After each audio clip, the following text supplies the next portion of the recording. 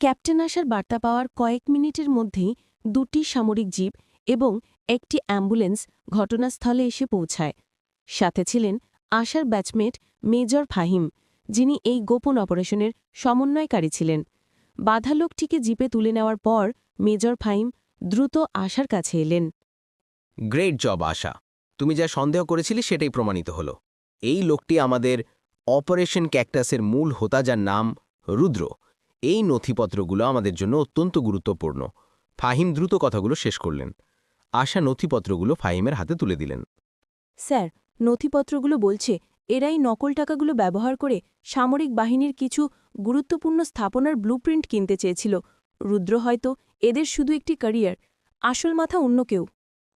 ফাহিম হাতে ঝাঁকালেন। ঠিক ধরেছ, কিন্তু নথিতে একটি ঠিকানা আছে। শহরের উপকণ্ঠে একটি পরিত্যক্ত গুদাম। মনে হচ্ছে সেখানেই তাদের চূড়ান্ত লেনদেন হওয়ার কথা ছিল। আশা তার আরটিআরের দিকে তাকালেন। তাহলে আর দেরি কেন? এক্ষুনি অ্যাকশন নিতে হবে। রুদ্রর কাছ থেকে তথ্য বের করতে সময় লাগবে, কিন্তু গুদামে হয়তো প্রমাণ এখনও তাজা আছে। আমি আগে যাচ্ছি। ফাহিম ইতস্তত করলেন।